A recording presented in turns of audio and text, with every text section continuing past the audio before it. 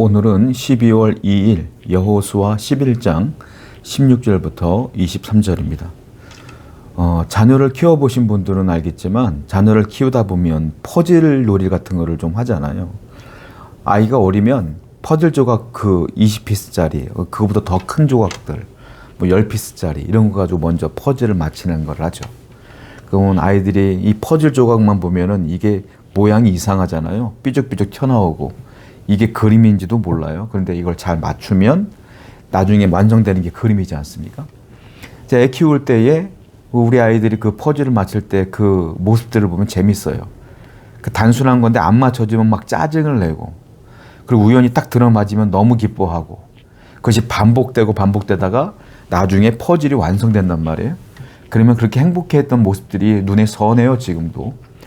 물론 지금 우리 아이들은 다 장성했지만 그 어린 시절 때 그 얼굴들이 지금 선하단 말이에요. 문득 오늘 설교를 준비하다가 그런 생각을 해봐요. 우리 인생도 이러지 않을까? 퍼즐을 맞힐 때, 안 맞을 때는 짜증이 나고 속상하고 괴롭지만 이게 우연히 딱 맞는 것 같을 때 또 기뻐요. 그러다 또 안 맞으면 또 짜증되고 또 힘들고 어려워요. 그러다 또 우연히 딱 맞아지면 또 기뻐요. 그렇게 살다가 보면 나중에 우리의 인생이라고 하는 퍼즐이 완성되지 않을까, 이런 생각을 좀 해봐요. 그러니까 사람은 희노애락이 있지 않습니까? 기쁨도 있고 슬픔도 있고 이게 과정이란 말이에요. 그래서 성경은 뭐라고 썼어요? 이 모든 것들이 합력하여 선을 이루느니라. 마지막에는 하나님의 뜻이 여러분들의 인생 가운데 완성될 줄로 믿습니다. 오늘 본문은 이제 가나안 정복 전쟁이 거의 마무리되는 과정이에요. 이제 여호수아는 그 가나안 땅의 남쪽을 먼저 점령을 하고 북쪽의 전쟁도 거의 마무리가 됐어요. 남쪽과 북쪽이 거의 다가 점령되어졌고, 하나님은 구체적으로 오늘 본문을 보게 되니까 어디서부터 어디까지 다 가나안 땅을 정복했다라고 구체적으로 우리에게 알려주고 있어요. 읽어볼게요. 16절부터 18절입니다. 여호수아가 이같이 그 온 땅 곧 산지와 온 네겝과 고센 온 땅과 평지와 아라바와 이스라엘 산지와 평지를 점령하였으니 곧 세일로 올라가는 한락산에서부터 헤르몬산 아래 레바논 골짜기의 바알갓까지라. 그들의 왕들을 모두 잡아 쳐 죽였으며 여호수아가 그 모든 왕들과 싸운 지가 오랫동안이라. 이 구체적으로 하나님께서 지역명을 다 정해준 거예요. 지역. 이만큼 다 정복했다라고 말씀하시는 거예요. 여기서 우리는 뭘 할 수 있냐면 하나님의 가나안 땅을 준다고 했지 않습니까? 그런데 실질적으로 그 땅이 이제 비전에서 실질적으로 구체화가 된 겁니다. 이루어진 거예요. 무슨 말이겠어요? 하나님의 언약과 약속은 반드시 구체화가 된다. 실체화가 된다. 반드시 이루어진다. 하나님께서 여러분에게 주신 약속들은 반드시 조금만 더 있으면 실질적으로 일어나게 될 줄로 믿습니다. 이걸 믿자라는 거예요. 그런데 중요한 게 있어요. 18절을 다시 한번 읽어볼게요. 여호수아가 그 모든 왕들과 싸운 지가 오랫동안이라. 근데 가나안 정복 전쟁을 하는데 이 땅을 이만큼 정복하는데 짧았다, 길었다. 뭐라고 했어요? 오랫동안 싸웠다. 이렇게 써 있어요. 오랫동안. 학자들은 이 가나안 정복 전쟁을 몇 년으로 보고 있냐면 보통 7년으로 보고 있어요. 7년 정도 전쟁을 치러서 이만큼 가나안 땅을 정복했다. 이렇게 보고 있어요. 7년. 오랫동안 전쟁을 치른 거예요. 자, 우리는 하나님께서 약속하셨고 하나님께서 우리와 함께 하시면 단번에 한 번에 이 땅을 점령할 줄 알았어요. 그런데 7년이라는 세월이 흘렀고 그 성경은 우리에게 오랫동안 이 전쟁이 이루어졌다라고 표현하고 있어요. 지금의 7년, 고대의 7년, 시간관념이 달라요. 왜냐하면 오늘날 많은 사람들은 수명이 늘었죠. 오랫동안 살잖아요. 7년이라는 세월. 그런데 고대 사회는 수명이 짧아요. 그러다 보니까 7년이라는 세월이 지금 우리가 느끼는 것보다 더 길었을 것이고, 그리고 평안하게 7년 간 게 아니라 치열하게 목숨을 건 전쟁을 7년 동안 싸웠기 때문에 이 기간은 더욱더 힘들었을 것이다 라는 거예요. 자, 하나님은 하나님의 약속을 이루는데 단번에 이루지 않는다. 오랫동안 시간에 걸쳐서 이루어 준다. 왜 그럴까요? 이렇게 오랫동안 끝까지 믿을 것이냐? 이렇게 오랫동안 이루어지지 않아도 끝까지 순종할 것이냐? 이걸 보시는 거예요. 믿음은 한번 확 믿습니다. 다 할 수 있어요.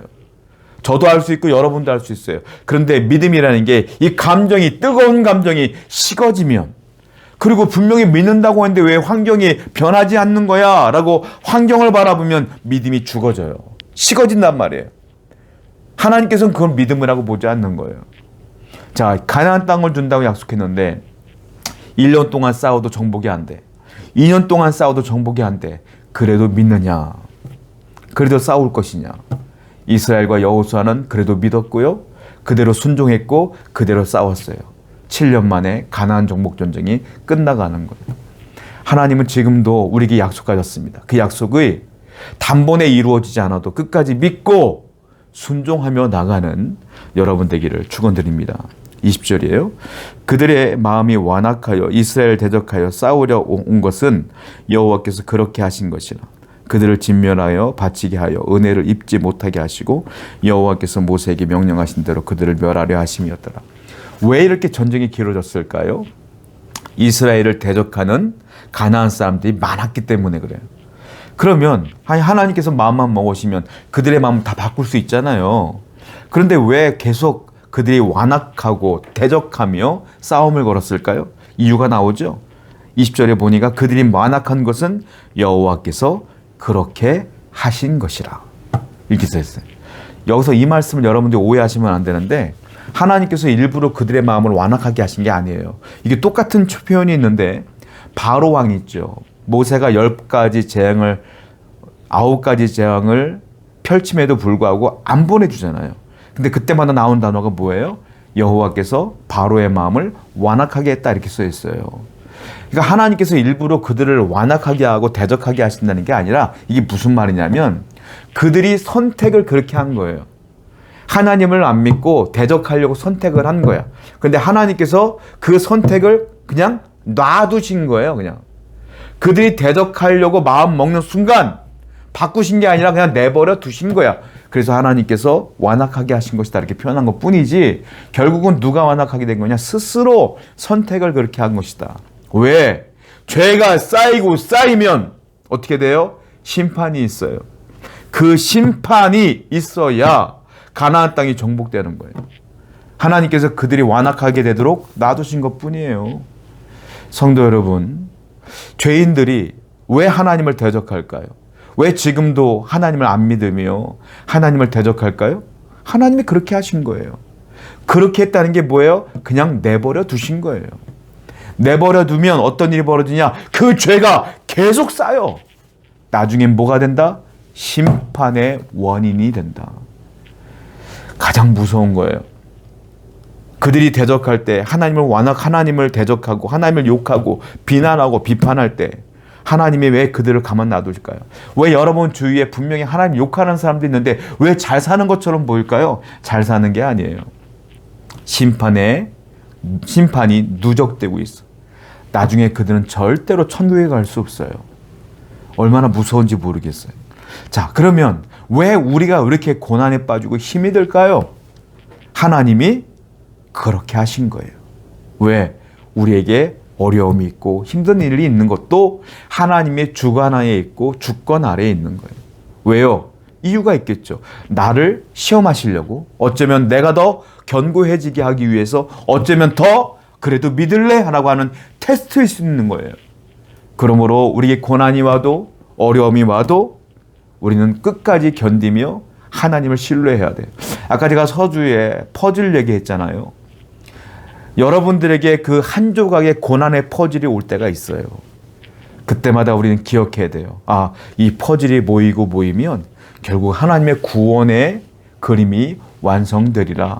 이걸 믿으며 고난이 있어도 어려움이 있어도 하나님이 이유가 있겠지라는 생각으로 잘 믿음으로 이겨내시길 바라요.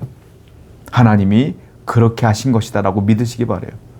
끝까지 믿는 자에게, 끝까지 신뢰하는 자에게 반드시 은혜의 때가 올 줄로 믿습니다. 기도하겠습니다. 아버지 하나님, 어렵고 힘든 일이 있어도 끝까지 하나님을 신뢰하며 나아가는 성도들 되게 하여 주옵소서. 예수님의 이름으로 기도드렸습니다.